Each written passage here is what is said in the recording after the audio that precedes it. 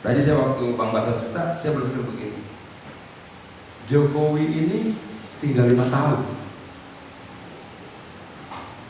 Kalau penggantinya punya pemikiran yang sama, punya program yang sama untuk Danau Toba, bersyukurlah kita. Kalau tidak, bagaimana? Kira-kira seperti itu.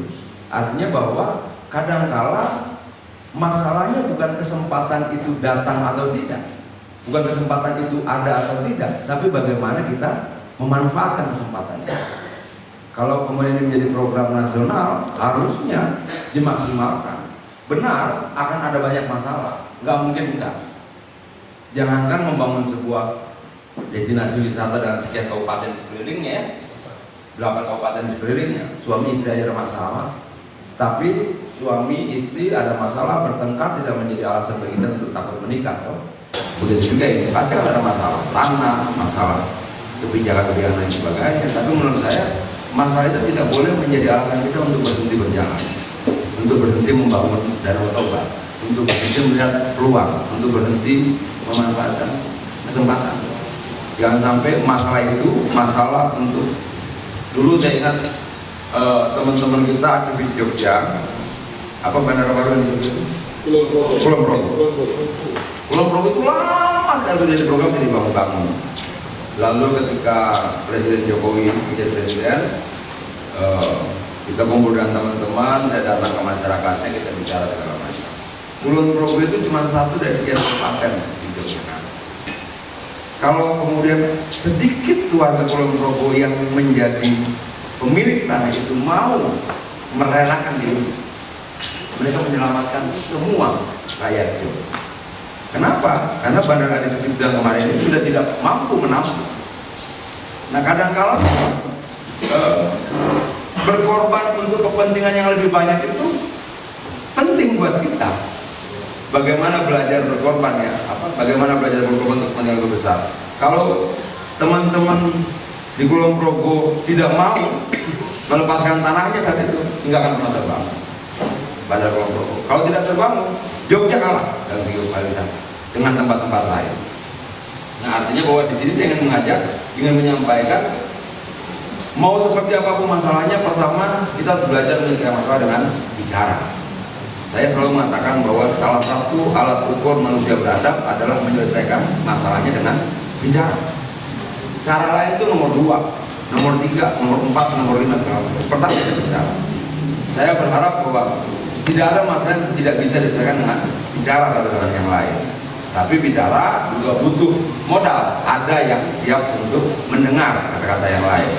Nah, mungkin untuk sementara seperti yang saya sampaikan, pertama kesempatan itu sudah ada. Tinggal bagaimana kita memanfaatkan atau kita tinggalkan begitu saja.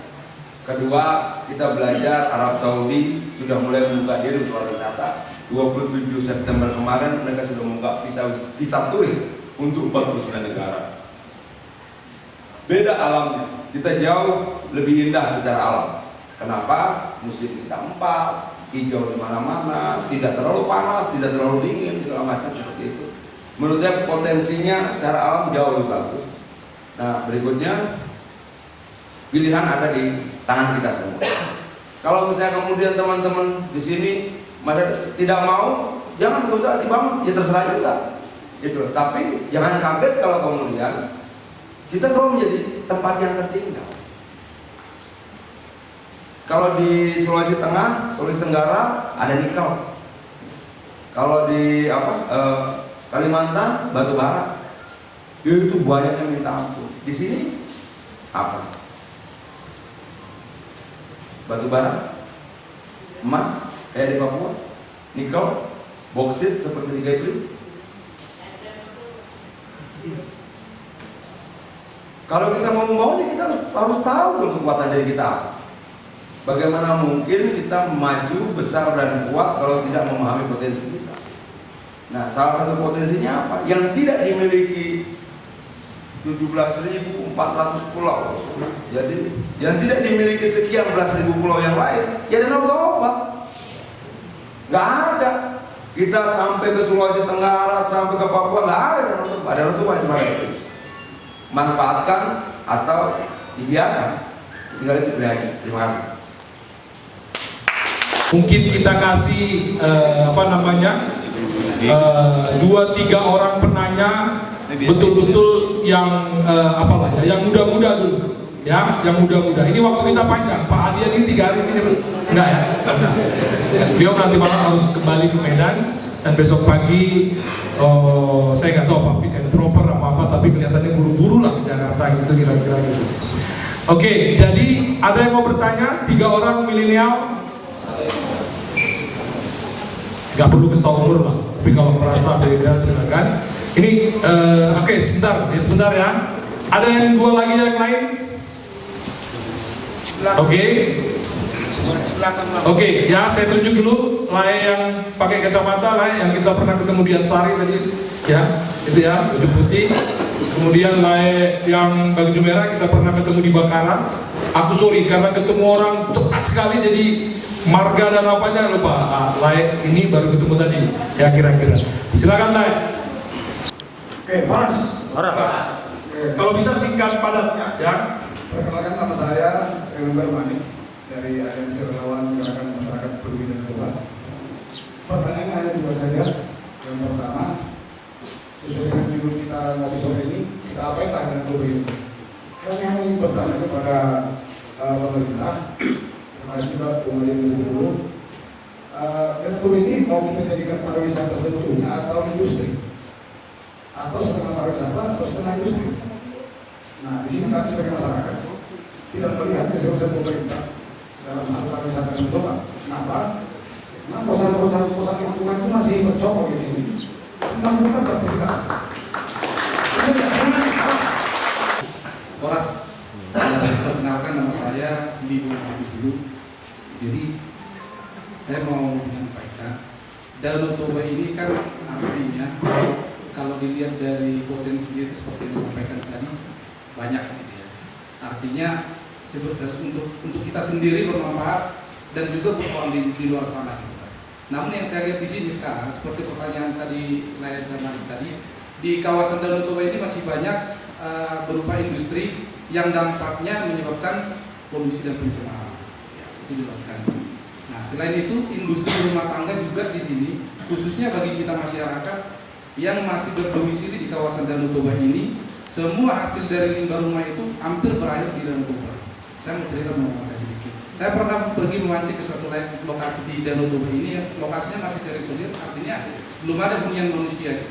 Artinya kan air ini kan berputar, bisa aja limbah dari sana ke bawah ke sini gitu ya kan. Lalu ketika saya memancing, yang saya dapat di situ adalah sampah plastik, kain busuk kan gitu kan, yang dipancingnya gitu. Artinya di pinggiran pantai itu sendiri masih ada orang yang sengaja membuang sampah. Gitu. Nah, mungkin buat pemerintah yang perlu usul untuk lebih memberikan sosialisasi kepada masyarakat, lebih sering untuk berinteraksi dengan masyarakat dan lebih memberikan pengertian supaya mindset masyarakat itu berubah dan dampak dari apa yang dilakukannya itu saat untuk pencemaran itu sangat berdampak buruk bagi kita semua. Selain untuk keindahan pariwisata, untuk kesehatan juga. Jadi itu yang mau saya sampaikan. Terima kasih.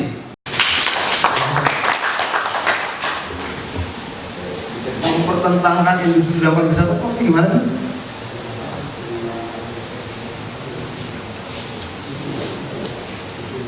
Oh,